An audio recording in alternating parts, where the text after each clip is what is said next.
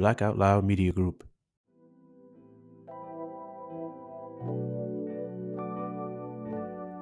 Welcome back to another episode of the Brown Sugar Cafe podcast, the place where poetry meets conversation. I'm your host, Terrence P. Elmore, and before we get into today's topic, make sure you hit that plus sign so you don't miss an episode.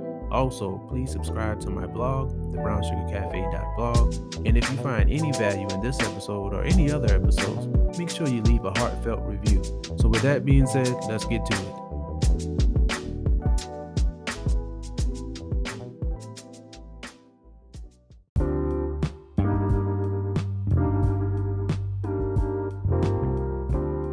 Welcome back to another episode. I hope that everybody is doing well. I'm rolling with these guests this season, and today I have another special guest. So go ahead and introduce yourself. Well, Terrence, I'm so excited for that you invited me to be on your show. You've been on my podcast for a couple different times. Yes. And I am Kate Volman. I am so many things. I'm a creative, as most of your listeners probably are, and I am the CEO of Floyd Coaching. So we work with organizations to help them build dynamic cultures so people love coming to work. I am an author and a speaker and a podcaster and all the things. All the things. Thank you so much for joining me. I really appreciate you. And one of the things I like about you is that you journal. I used to journal when I was younger, kind of stopped that. But how did you start journaling, and where do you find the inspiration to journal? I don't know when I started journaling or what inspired me to start journaling, because it's funny. I still find journals. A couple years ago, I found a journal from when I was a little girl. You know those. Wow. You know those journals that I don't know if you had one, but lots of little girls had them with the little lock on them. And I've seen them. Yeah. So my cousins had them. Oh yeah, we all had them, right? Like little rainbow on it. And It was so funny. I found an old journal, Terrence, and it was hilarious because I found it at my parents' house, and we were there for dinner with my family, and my brother was there, and I started reading some of the entries. My brother was cracking up because, of course, I'm like talking about the boys that I liked and like all the, what little girls talk about. And so it was all the way back when that I started journaling, obviously, just kind of for fun as a kid. But then I even found journals from when I was in high school and writing about my swim meet and wanting to get better and writing down my times. And then, of course, in college too, I wrote a lot in college, and those are hilarious to read. And so now I have this book, I have this box of all these different journals throughout different years. And so I don't know what it is or who encouraged me to journal, but I think it was just this idea of I don't know, like I'd really have to think and go back. I do remember a big influence to get into more of the personal development space was when my mother gave me, someone that she had worked with gave her some Tony Robbins CDs. Okay. CDs, like, yeah. And I started listening to Tony Robbins. And then from there, I just started getting really into personal development. And I think that probably attributed to some of my reflections and journaling and just leveraging that as a tool to really get out of our head. I needed to get out of my head and put some things onto the page. But yeah, I think it was just something that I don't really know when I first had a love for it, but I definitely have journaled not every day consistently, but over my years, definitely, especially during different times, there were moments where I would it was an everyday thing for sure. Wow. Yeah, I commend you for journaling. And that's something that ever since I've met you, you've always talked about is journaling and journaling prompts. And you're always giving journaling prompts. I love your newsletter, Massive Optimism. How did you come up with that idea? Well, first of all, thank you for the journaling, because journaling I really do use as a tool, and as a coach. I mean, I run a coaching company, so as a coach, I love sharing journaling prompts because it is the quickest way to get solutions to a challenge that we're having. It's the quickest way to kind of have to structure sentences that help us really feel our feelings in a different way and understand our feelings in a different way. And so I think it's a really wonderful tool that anybody can use.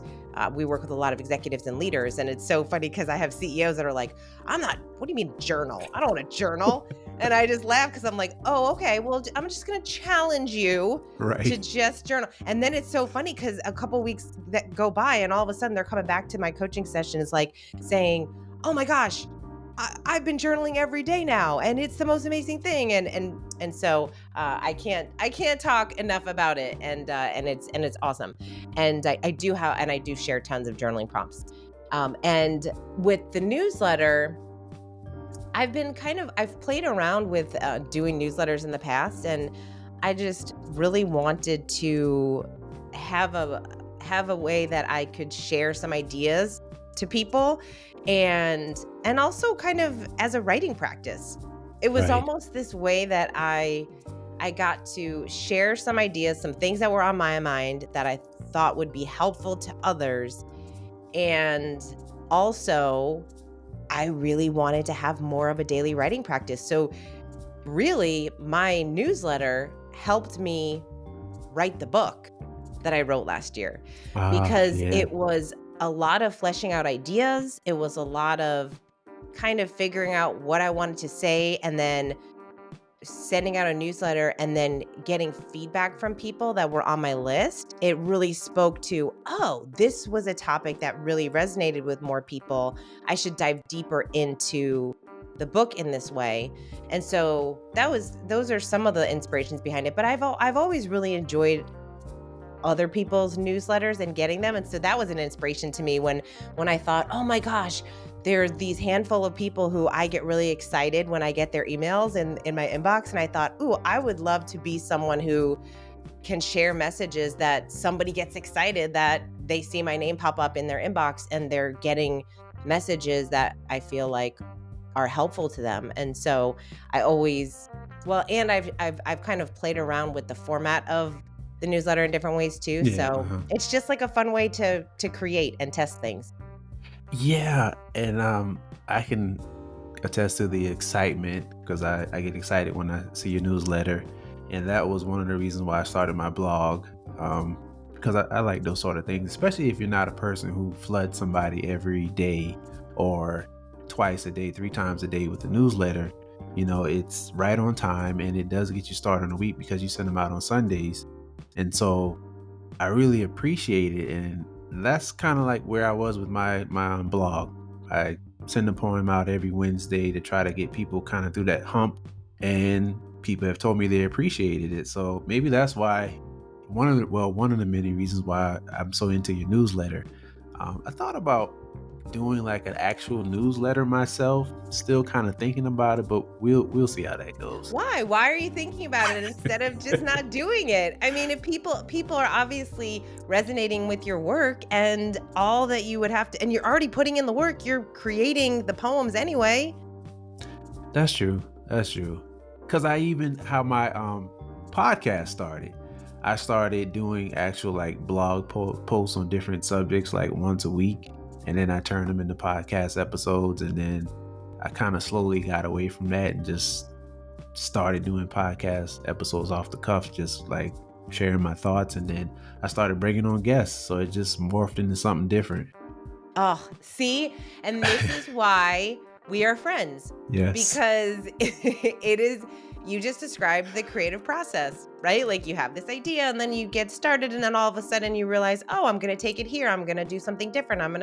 But it's only by actually starting that you'll figure out what you want to do next, which is why I think what's beautiful about what you're doing is you created that content and then you realize, oh, now I'm just going to do these podcast episodes. And now you're thinking about doing a newsletter. Well, why wouldn't you? You have podcast episodes, you have blogs, you have poems, you have so much that you could share. That's why one of the reasons in mine, as you know, it has the 5 ideas to inspire. So I Yes. share a book recommendation, I share a journaling prompt, I share some type of resource, but I always start, and this has only happened recently, I always start, number one is either one of my YouTube videos, or it's a podcast episode, or it's something that I've created.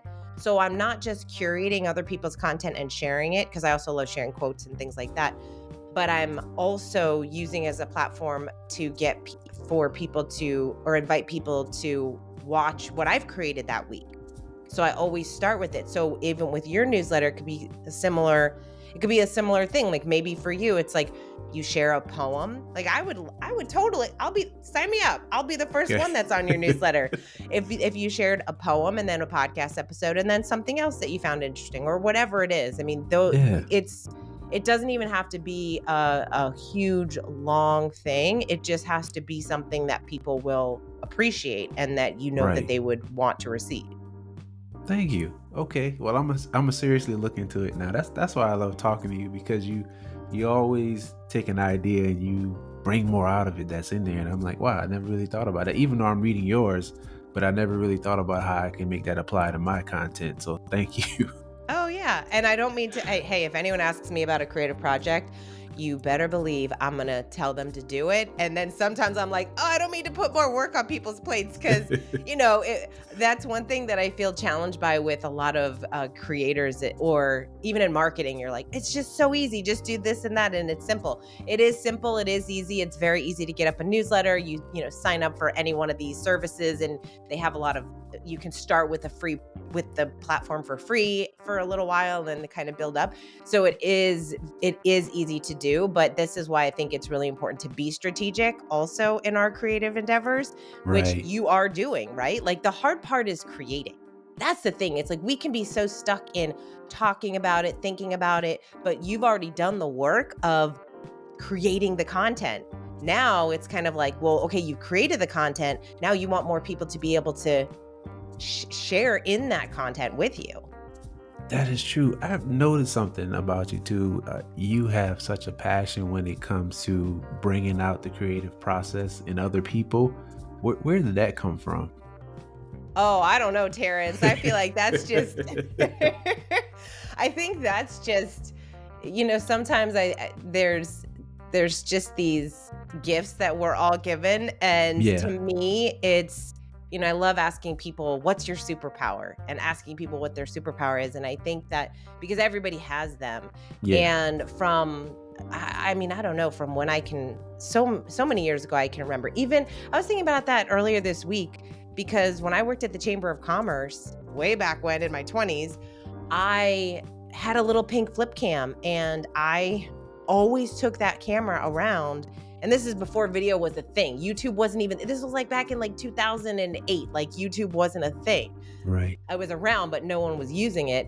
And there wasn't probably a lot of creators on there. And I remember I ran our women's program and our young professionals, and I got the speakers for those events. And after the event, I always pulled the speakers onto the side, and I had my little pink flip cam, and I'd say, hey, let me do a little interview with you. Let's talk about your book. Let's promote what you're doing.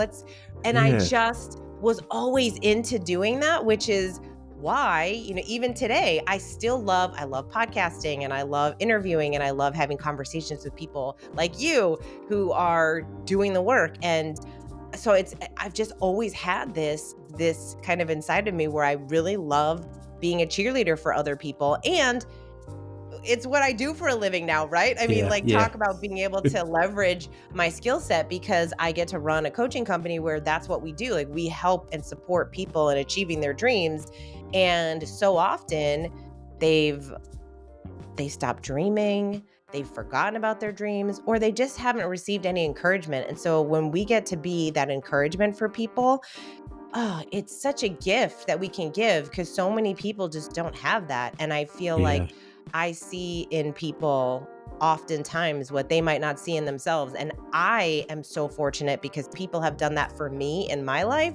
And so I get to do that for them and theirs, that's such a beautiful thing. I think it's really wonderful when we can tap into the creative brilliance and genius of the people in our lives that we really love, and support them and lift them up. Yeah. You're definitely paying it forward. And your new book, Do What You Love. Let's talk about that. First of all, congratulations. Congratulations. Thank you. What was that process like, putting that together? Well, that was a decade long dream of mine. I had wanted to write a book for so many years. And throughout my career, I kind of just switched around with what the book would be about. In fact, when I worked at the chamber, I thought I was going to write a book about networking, which would have actually been really fun, probably. Right. But I did not do that. And again, we were in a place and a time where creating content and all this was just coming out. It wasn't a thing. And so, but I took a lot longer than I probably should have to write the book. But you know what? As we've already established, things happen when they're supposed to happen. So writing this book was so interesting because I had a lot of ideas. Like a lot of your listeners probably have a lot of journals and notebooks and files on our computer where we have all these ideas and things we want to do and books we want to write and all the things. And I had so many different ideas, and it took a little bit of time to figure out which idea I really thought I would want to dig into the most. But all these myths, so in the book, I shared the 7 myths that stop people from pursuing their passion projects. And the reason why I wrote, and the subtitle is A Guide to Living Your Creative Life Without Leaving Your Job. And Terrence, first of all, the hours that it took to come up with that subtitle, I can't even tell you. It was just like hilarious. The whole process is so interesting. But I felt like I was the person that could write this book and help people because I've always done that throughout my career. No matter if I've had jobs and I've worked for other people, and I've also had my own business and I've worked for myself, and I've experienced all of it. And no matter where I was in my career journey, I always was creating. I was always doing projects and coming up with ideas, and on the weekends I can't tell you how many weekends I spent. I still remember, I think about my friend of mine. We were trying to create this online business, and we spent like a whole Saturday like learning ClickFunnels or something just so random. And my friends were like, "Oh my gosh, you spent all Saturday that's great working." And I'm like, working? It was a blast. I'm like, I don't even think we're going to do the business, but it was so much fun to learn. And so I really wanted to write a book that inspired people to pursue whatever it is that is meaningful to them. Now, for me, a lot of my creative projects seem like work to some people, right? It's like writing a book and doing a podcast and doing YouTube videos. But for a lot of people, it's taking yoga, gardening, cooking, learning how to play the piano, violin, or, whatever their creative pursuit is. And I truly believe that everyone has a creative pursuit inside of them, and that it brings us so much joy, and that we don't have to wait until we have the perfect time, or we have a lot of people think we have to have like all the time in the world. No, that's like not in fact, that's one of the myths, right? There's not enough time. And so I really wanted to debunk these myths to help people recognize that no matter where you are in your career, you can start living a more creative life, feeling more joyful, more fulfilled.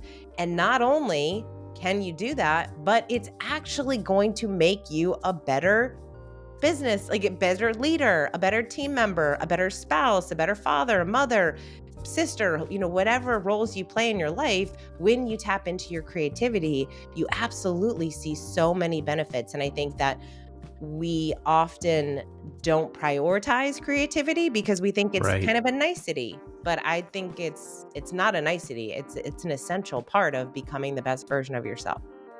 It is. I remember hearing about how some schools took out like art and creative classes and things like that.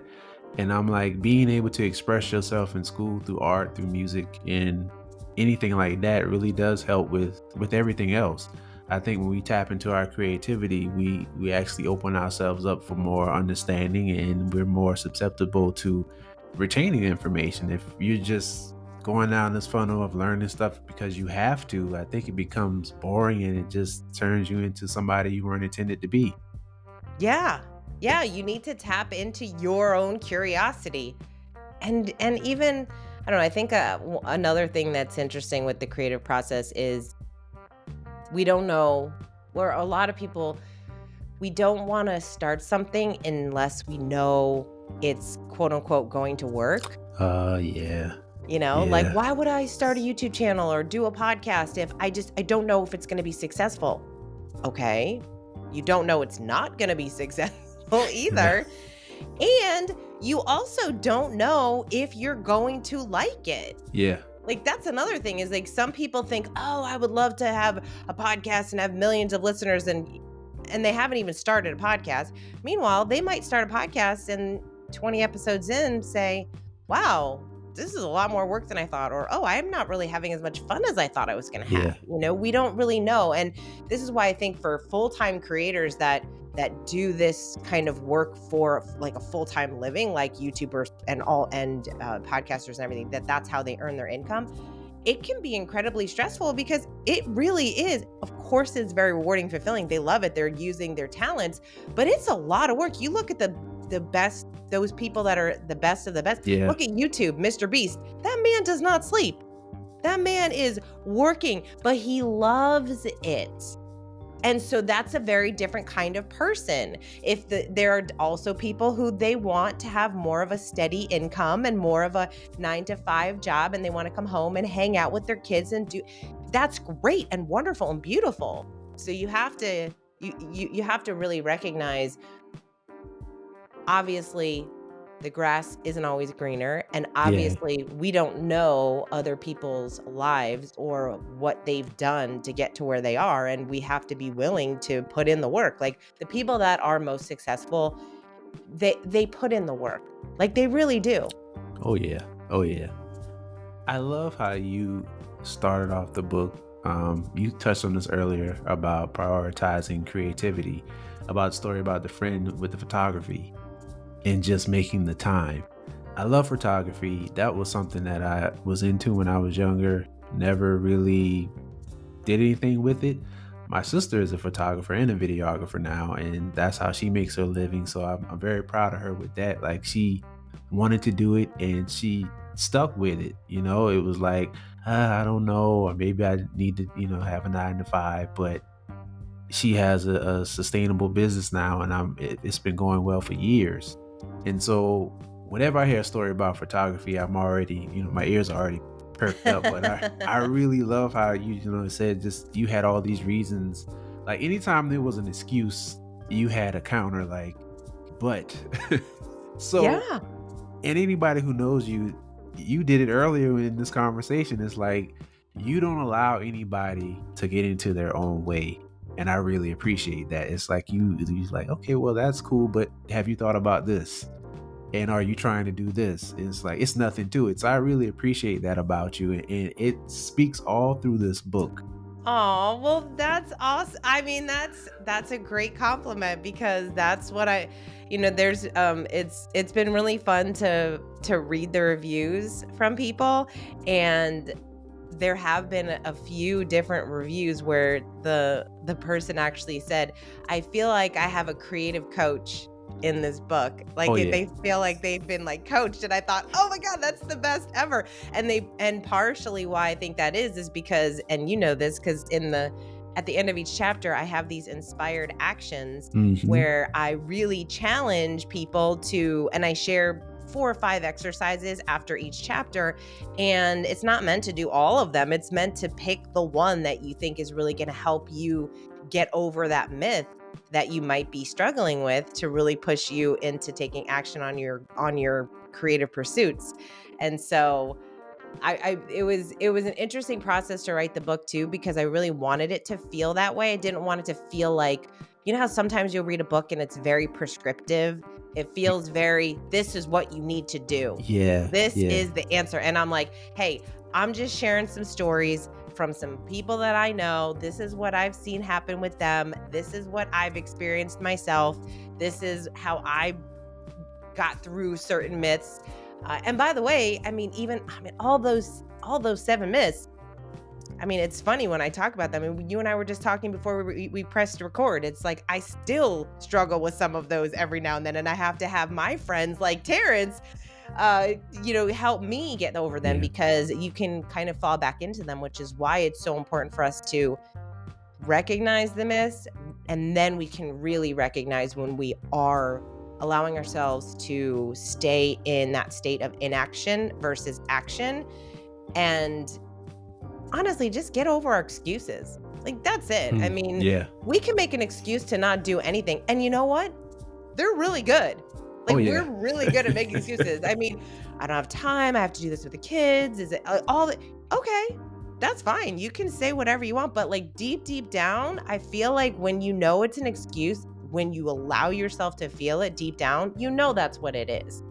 I mean, even when people procrastinate, right? Like, we procrastinate and we're like, oh, we're convinced we're going to do it later. Oh yeah. Like, we're convinced, I'm just going to check this email. I'm just going to send this text. I'm going to do it right after. And then we've all experienced it. And all of a sudden it's like 9:00 at night. And we're like, wait a second, I didn't do that. I've been telling myself this since 10 in the morning. It's insane. People are people, man. Like, that's what I know. I've done that plenty of times. Oh yeah, we've all been there. I mean, it's we don't want to admit it, but it's what happens. And so we have to, but when we recognize it, then we have to discover, okay, what do I need to do? What actions do I need to put in place in my life that will help me recognize when I'm doing it, but more so push me out of it? That's why I love Mel Robbins and her 5-second rule, right? It's like 5, 4, 3, 2, 1, do it. Like, that's really all it takes, is you just have to do it. But unfortunately, that's the hardest part. That's what I always tell people when they ask, like, how do I write a book, or how do I get started writing a book? I'm like, that's it. Just get started. That's it. Like, it doesn't have to be perfect. Just get your thoughts out. You can, go through it later. Don't try to refine it and do all these things to it. Just get the thoughts out and just go with it. And you'd be surprised what happens. But Terrence, what app do I use? What expensive journal do I need to get? What outline formula do I need? Like, that's what we do. We completely go into, I mean, that, I've heard that too. It's like, but I don't have, it's like, you have a notes app on your phone. That's it.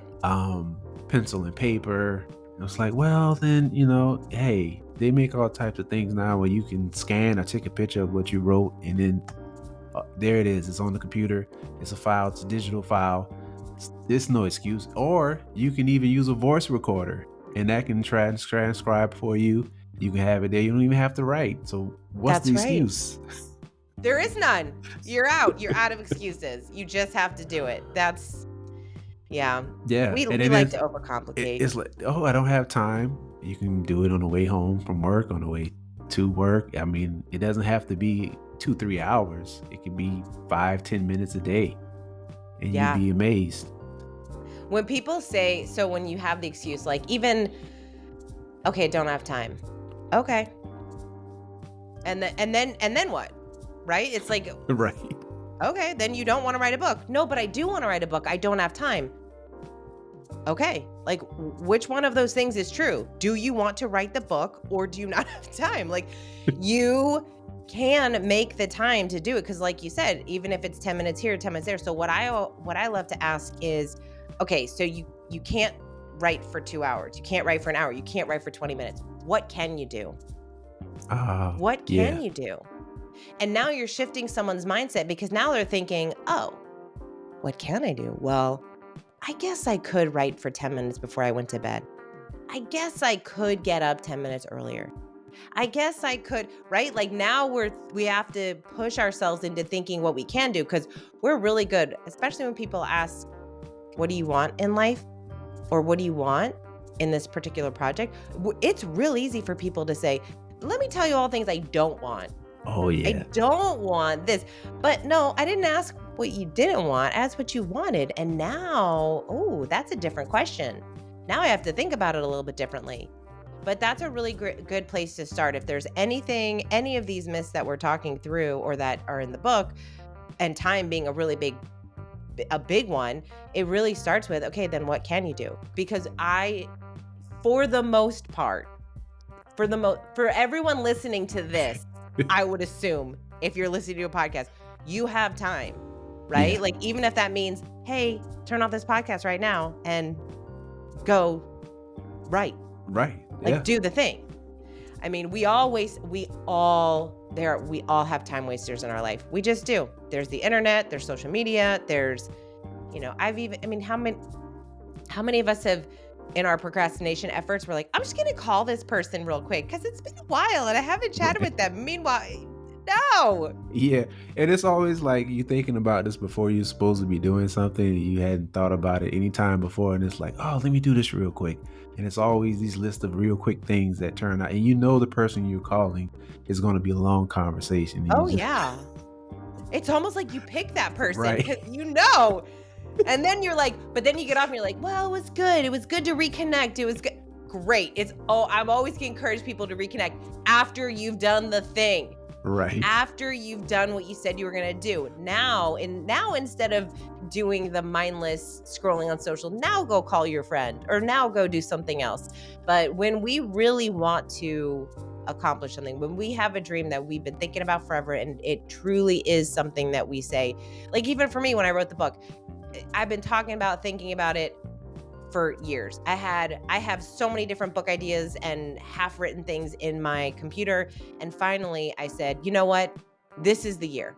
Like, it's no joke anymore. Like I'm finally doing, and you know what? What I did was I took a course. I actually found a course that taught you how to write a book. So I took the course. That was my first step, right? I was like, let me just see and get a little bit better understanding of what this would be like. Okay. I did that. Yeah. And then I started writing the book. And then I was like, man, I really feel like I need help. Not only help with accountability in writing, but more around, I want this to be the best book it can be. So I hired a coach. And hiring a coach is a game changer in any area of life that we want to improve in, because they ask great questions and they hold you accountable. Right. That is what coaches do. That is what the best coaches do. This is why the best business people, the best athletes, people that want to excel in anything in their life have coaches, because we need that.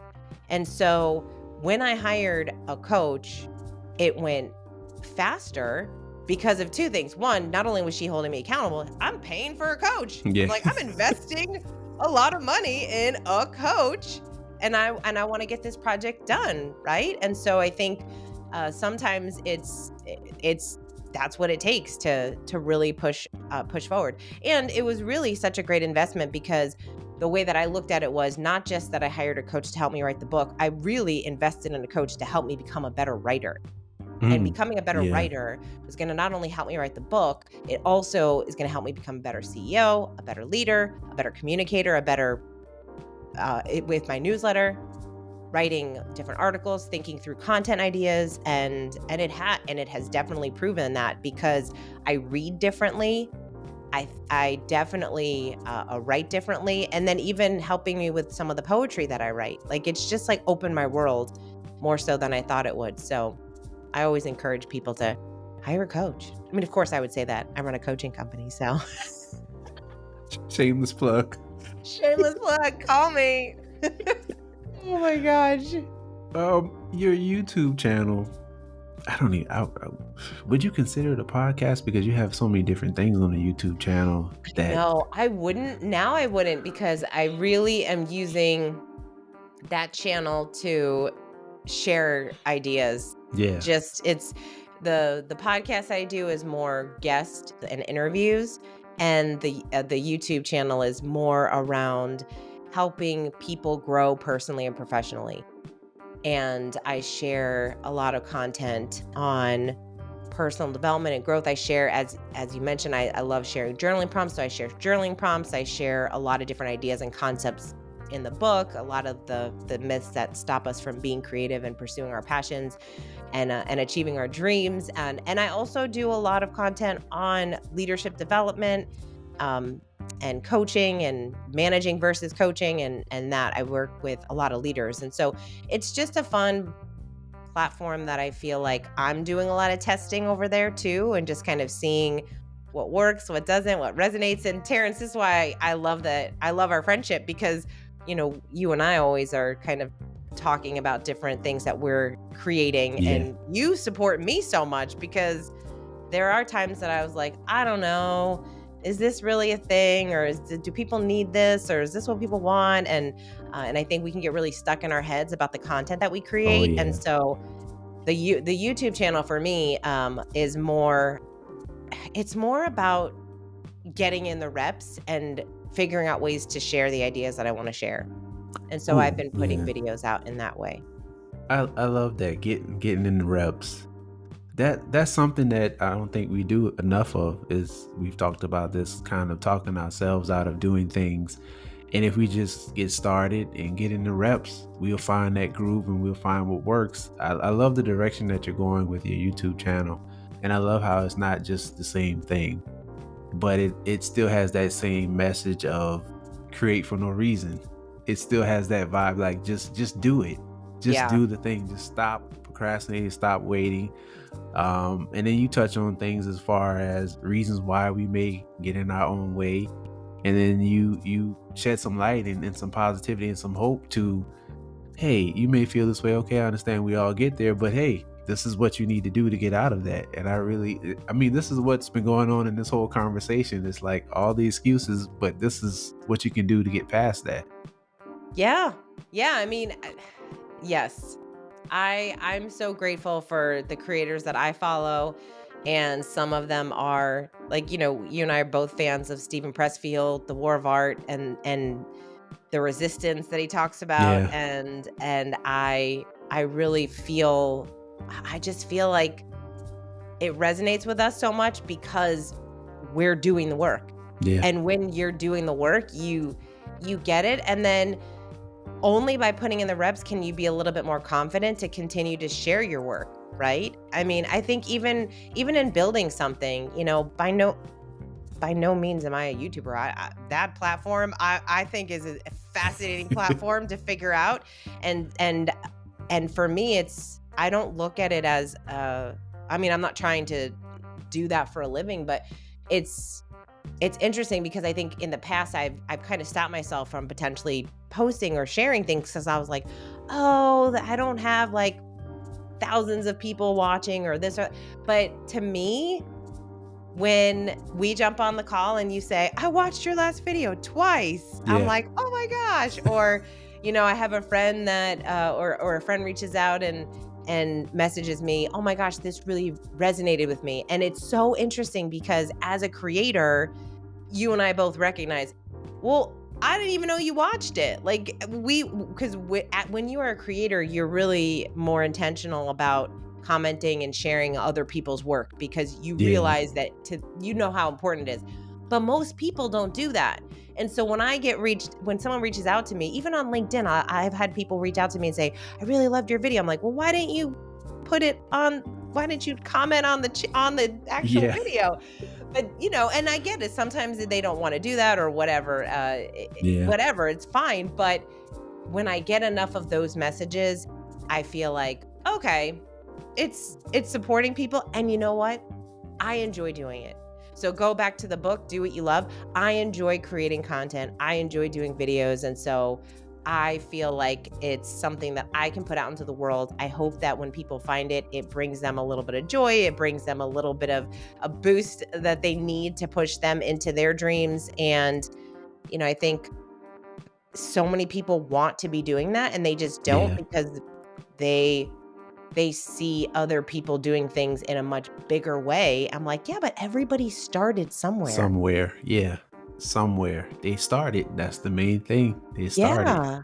The only way that you really would know what you do enjoy, you have to start doing it in order to figure out like the next move, right? Like just with your journey that you shared, it's like you started doing these videos, or you started doing your blog posts, and then you started, oh, I'm just going to do this more riffy type stuff on my podcast, which is great. And so but you never would have, well, you probably wouldn't have started that way. And so I think that's why I always think about just being able to get in the reps. I mean, if you look at my YouTube channel, it's so funny. If you look all the way from years and years ago, I was doing videos about content marketing and marketing because I had a marketing company, and I still have those videos up, but they're just old, but I learned a lot along the way. And so you take everything that you've learned along the way and like you keep moving forward. I mean, it's the same thing with poetry. It's like I was not interested in poetry until I started writing a book, which I don't even really, I don't know how I really got so into it. And then last year you introduced me to a poem a day. And so I got all excited to be able to write a poem a day in April, which I'll do again this year because it was so fun. And now I think it would be really fun to write a poetry book, or just to explore poetry in a deeper way. Now I listen to poetry podcasts, and I read a lot of poetry, and I wasn't interested in that a few years ago. Yeah, I would love to see a poetry book from you. I was thinking about what I would call it. I was like, ooh, what would I name it? I love the name of your new book. How do you come up with names how did you come up with both of them? Well, so this last book, we were at a it was an art exhibit, and it was Black American artists, and it was I think it was like Martin Luther King holiday about 2 years ago. They always have some sort of art exhibit, so we went to the art museum and was looking at all these inspiring paintings and different forms of art. And I thought of a poem after it, and one of the lines in there, it says, "Pain is not our only paintbrush." And at that time I didn't have a name for my book, and I was like, that's it, that's the name. Pain is not our only paintbrush. And then the book before that, The Essence of Love, I'm trying to think, I think that was kind of like a joke, because Really? Yeah, now that I think about it, because it seemed like I was always writing the essence of love somewhere in one of my poems. And so one day my wife was like, oh yeah, you're going to put the essence of love in there. And I'm just like, do I really put that in stuff a lot? And then I started thinking about it. I was like, wow. And then it was like an aha moment. That should be the title of my next book. And then the first book I wrote, Love Letters, it just felt right because it was like a bunch of letters kind of in essence to like showing love. Because the first book I wrote it because I wanted to show people that love is not all these negative things that everybody seems to say. It's like, love is painful, it hurts, and blah blah blah. And I'm like, every time I ask somebody about love and why it hurts, they always name a person. I'm like, it's the person. It's not love itself. I'm like, it's this person mishandled and misrepresented love, but it wasn't love that hurt you. It's a person. I mean, every time. I'm like, you think about like somebody gets into a car accident and get hit by a drunk driver. They don't say that the car, killed them. It's the driver. So that person who was operating the vehicle of love, they weren't, they shouldn't have been operating it. So I wrote that book to show people that love is beautiful. It's all these wonderful things. And then it just moved on to that second book, The Essence of Love. And then now I'm just like, my poems, I want them all to be, motivational, inspiring. I want somebody to pull something out of it because I'm on a journey to spread love in a world that seems to be full of hate. Yeah, this new book is not a love poem book, but at the root of everything, there's love. It's in there somewhere. Oh, I love that. And such a great mission to be on. We all need more love. Yeah. So, do you have a favorite poem in that book? The newest one? Yeah. Somebody, you know what? I just had a book signing and they asked me the same thing. It varies. It goes like, I don't know. A poem for tomorrow, today is kind of my favorite one sometimes. And then there's some other ones that I like, but yeah, if I had to, I love them all. But we should end this podcast with you reading one of your favorite poems. Oh, so now I'm the one being interviewed. Yeah. Where's my book? That's what happens when you get Yeah. two podcasters on a show. Okay, so I'll do that. I'll read it and then I'll get all of your information and then where is it? Okay. A poem for tomorrow today. Take this with you just in case. Joy is the endless journey that you decided to take. Gratitude is a promise that you decided to make. Take this with you just in case. Life is full of lessons, so we learn to take the bad with the good. You've made it this far. You were never a failure, just sometimes misunderstood. Take this with you just in case.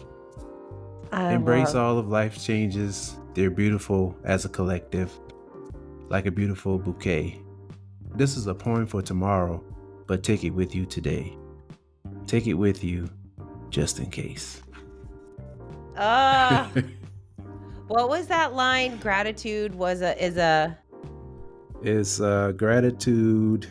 is a promise you decided to make. Oh, I love that line. That's my favorite line. Thank you. So yeah, this is one of my favorites this week. This week. Yeah. Oh my gosh. I love it. When I've been reading poetry lately, I have been reading it and then picking out one or two phrases that are my favorite. You know what would be fun is to read a poem, take your favorite line, and then create a poem out of that line. I like that. Start your poem with that line. Yeah. Thank you. I think I'm gonna do that. So what's next for you before I let you get out of here? What besides the poetry book that you'll be working on? Hey, I have a great mentor to help me with the poetry book. Yeah, I do feel like that would be a fun creative project for sure. Okay. I was thinking about I have a couple different ideas for my second book. Some are a little bit more business driven and related, and then the poetry one, but I don't know, I feel like the poetry one would be really fun to work on. Yeah, I think so too. Yeah. So maybe maybe that would be my second book as a poetry book, and then my third one would be more of a business book. Yeah. I don't know. See, it's endless opportunities. But you got to get started. Yes. Thank you so much for coming on. I really appreciate you. Before you get out of here, let my listeners know how they can contact you, how they can get in touch with you, how they can purchase your book.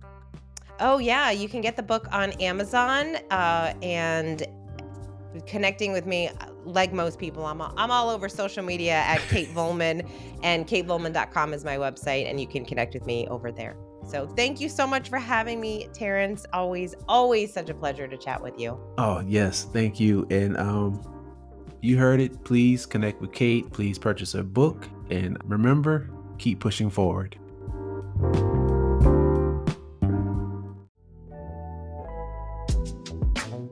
Thank you for tuning in to another episode of the Brown Sugar Cafe podcast. Once again, I'm your host, Terrence P. Elmore, and this is the place where poetry meets conversation. Hit that follow button and turn on your notifications so you won't miss an episode. Check out my blog, thebrownsugarcafe.blog. Also connect with me on Instagram at thebrownsugarcafe. Hope you enjoyed this episode, and as always, remember, keep pushing forward.